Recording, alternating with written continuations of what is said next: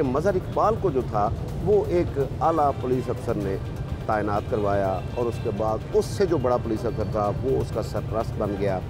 तो इन्होंने ये देखा कि आईजी साहब ने बस जस्ट एक जो मीडिया बयान होता है कह दिया जी कि सूबे को ड्रग फ्री बनाना है, फिर सीसी पे लाहौर ने कहा कि जी ड्रग फ्री सिटी लाहौर को बना देंगे, जबकि यहाँ पे हम देखते हैं कि सड़कों के ऊपर, चौराहों के ऊपर, हर जगह पे आपको मुंशियात इस्तेमाल करते हुए लोग नज़र आते हैं। तो कोई बंदा तो है जो उनको प्रोवाइड करता है। तो जो इलाके की पुलिस है सबको इस चीज़ का पता होता है, लेकिन वो उसमें से अपना हिस्सा लेते हैं।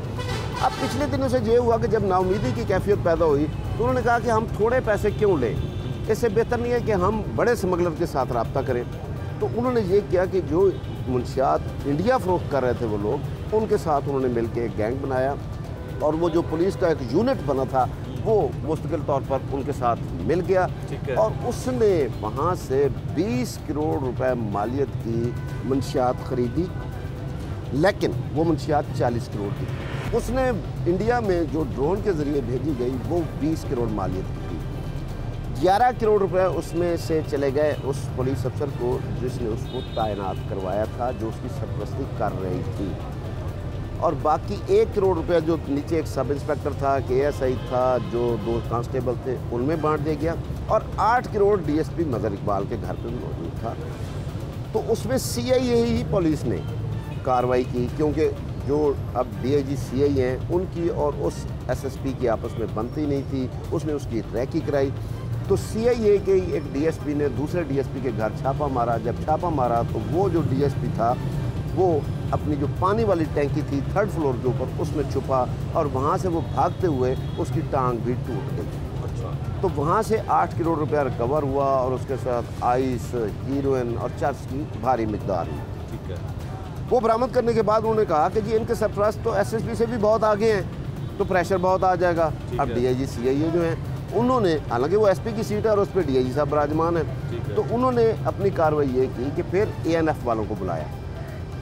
इससे पहले ANF वालों के ये इल्म में नहीं था। ANF वालों को दफ्तर बुला के बताया कि जी ये कार्रवाई हुई है और वो जो चीज़ें रिकवर हुई थी वो उनको दे दी। फिर दूसरे दिन जाके ANF ने उनके ऊपर FIR लॉन्च की, जिसमें DSP और वो जो सब इंस्पेक्टर महमूद था, एक ASI शकील था, इस तरह के 2 कांस्टेबल थे, तो उनके ऊपर की, लेकिन SSC का नाम फिर भी उसमें गोल कर दिया गया। लेकिन इतलात ये है कि 2 दिन से ANF जो है वो उस SSP ओहदे के अफसर से तफ्तीश कर रही है। अब इसी तरह का दूसरा वाक़या जो है, अभी ये तफ्तीश चल रही थी तो शादरे में एक वाक़या हो गया। तो ये एक चीज़ तय है मुजाहिद साहब, आपने बड़े अरसे से क्राइम रिपोर्टिंग कर रहे हैं और आप देख रहे हैं कोई चीज़ आपकी नज़रों से ढकी छुपी नहीं है। पुलिस के मिले बगैर जुर्म नामुमकिन है। तो इसीलिए पैसे की जो रेल पेल, मतलब जो ज़्यादा पैसा बनाने के चक्कर में इन्होंने मुंशियात फरोशों के साथ रब्ता किया और उसी तरह जो SHO मेतला है उसने 30 करोड़ जो है उसकी मुंशियात पकड़ी और वो खुद फरोख्त करनी शुरू कर दी।